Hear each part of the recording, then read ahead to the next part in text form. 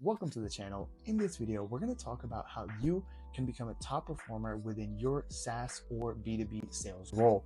I'll teach you all of the sales strategies that some of the most successful salesmen in the world are currently using and how you could start to apply some of the same principles within your sales conversation. We'll start off by understanding what that secret sales technique is, why it's so successful, and the 5 key frameworks that you'll need in order to start implementing these techniques within your daily sales conversations. Now let's dive in. What exactly is this sales strategy and why are so many successful salesmen using it? Well, this sales strategy is called the challenger approach. It's really about making sure you're teaching your clients something, so providing the value with every interaction. You're tailoring the sales pitch to meet that individual, and then you're taking control of the conversation. The challenger theory was originally something that was created by Matthew Dixon and Brent Adams, who explained the secrets of being a successful salesman in their book, The Challenger Sale, which is linked below. The challenger sale methodology was that when selling complex, large-scale B2B solutions, the traditional approach of building like a strong relationship with your customer, hammering home facts and features about your company is really outdated and just doesn't work as well as it used to.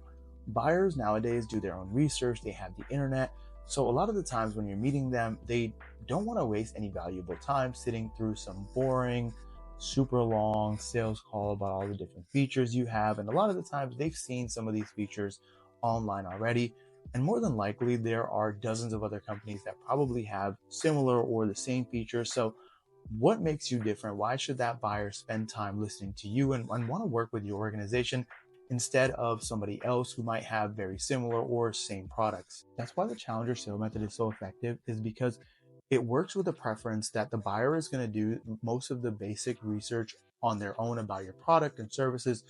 And it allows you to free up a little bit more time and focus more on providing that value that that client is looking for, helping them understand how those specific things that they saw online can really solve their problem. Instead of going over a list of all of the different features you might have, you want to focus the conversation more on how you can really provide them value. Now, it's a little counterintuitive and it flips the traditional sales technique on its head, but I'm telling you guys, this works, and I'm going to show you guys exactly how now. Let's quickly compare the 5 different types of B2B sales rep, and let's see what category you might fall into. The first category is hard worker. Now, these salespeople, they come into work early, they stay late, and they don't shy away from making that extra cold call. They typically focus a lot more on where they are in their career, their role, and don't necessarily focus as much on the customer's value drivers. They're very strict when it comes to the work processes put in place, and they really focus a lot more on just meeting their sales quota. Next, we have the relationship builder. When you think about a typical salesman, you probably think about a relationship builder, right? They're patient, they're emotionally intelligent, and they're willing to go that extra mile just to connect. These sort of sales reps form a strong bond with a lot of the gatekeepers when it comes to their target companies, and they try to use them as advocates to get their foot in the door. Next, we have the lone wolf. Now, as the name implies, the lone wolf typically likes to work alone. They are very high performers, but they're not really team players. They're very confident in their selling skills and they typically exceed all of their quotas. But when it comes to management, they're quite difficult to deal with, especially internally. Don't like to collaborate, and they have their own way of doing things, but that really allows them to be much more creative and resourceful when it comes to setting up their own processes and how they want to organize their sales structure. Next, we have the problem solver. The problem solver is just really good at solving complex problems. They're able to create these very complex solutions and be able to clearly communicate that message across to any customers or their team members.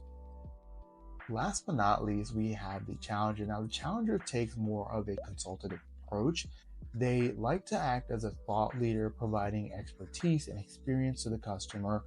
Their goal is really to help the customer understand the value of the product and how only they can solve their problem or meet their needs.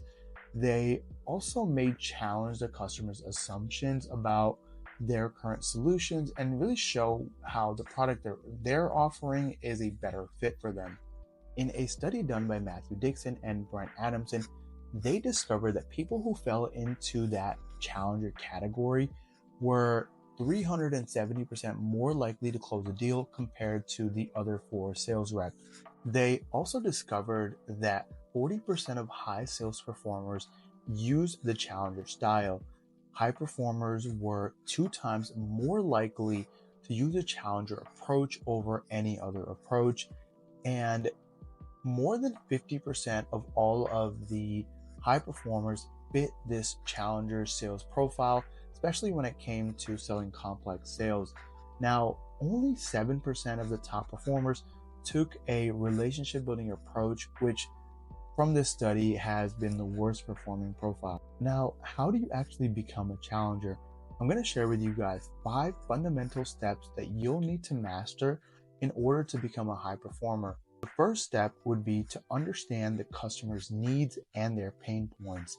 You want to make sure you're doing your research before going into any sales call. It doesn't matter about your tenure, how long you've been doing sales. You want to try to learn as much as you can about the person you're meeting for every single client conversation that you have. Try to think about what their needs are, what their priority are, and what value you can provide them. Once you're actually on that call, you want to make sure you're asking questions, and you want to make sure you're asking a lot of questions. Try to uncover their specific pain points and try to pique their interest a little bit, and make sure you're positioning yourself as an expert. Step 2 would be to reframe the conversation. Once you've started to uncover some of their pain points, you want to make sure you're diving deeper, right? You want to get to the root of the problem. Try to continuously ask a lot of follow-up questions.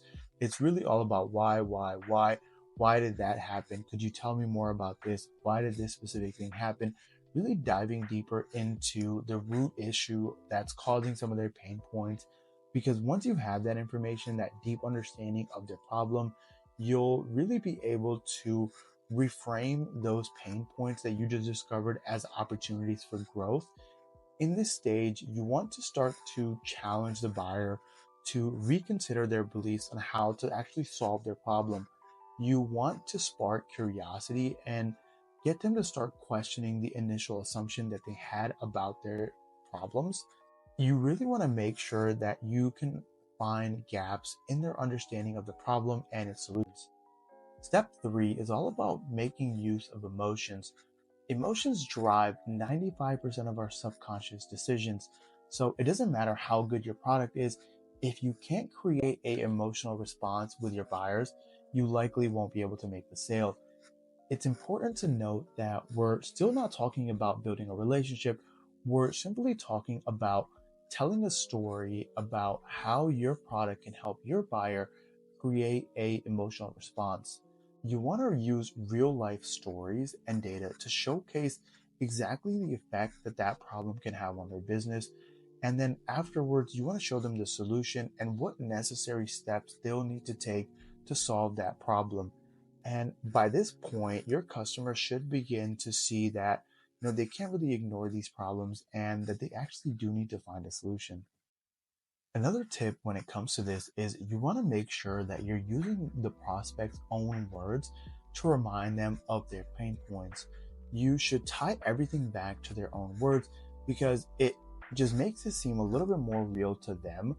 And at this point, you're still not selling the product to them. You're basically broken down what their assumption of the solution would be, connected it to the problem and to their emotions, and then sort of rebuilt that and rebuilt their assumption using the information that you would want them to retain. Step 4 is really about teaching the customer. If you've ever worked in sales before, the typical thing to do would be to go over all of your features and how those features can solve different problems.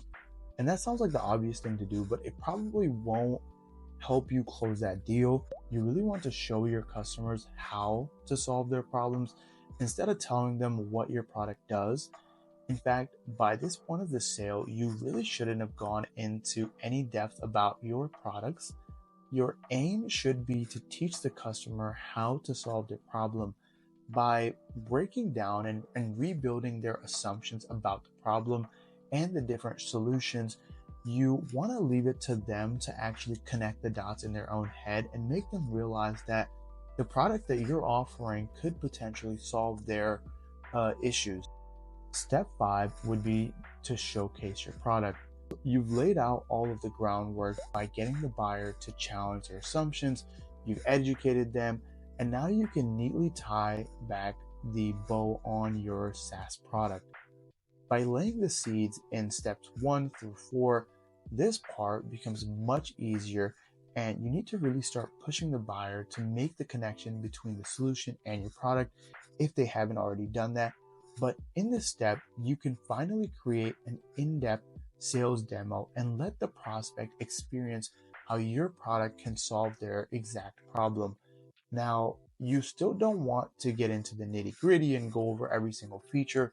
You want the demo to be very customized because you have this deep understanding of their knowledge. Now, you're able to demo the platform in a way that specifically highlights all of the issues that they're facing and how that specific product can solve all of their issues, and it's the perfect and right fit for them.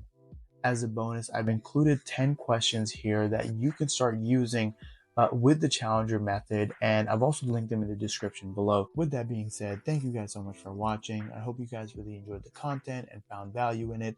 If you have any questions, definitely feel free to shoot them in the comment section below. But hope you guys have a wonderful rest of your day, and I'll see you all in the next video.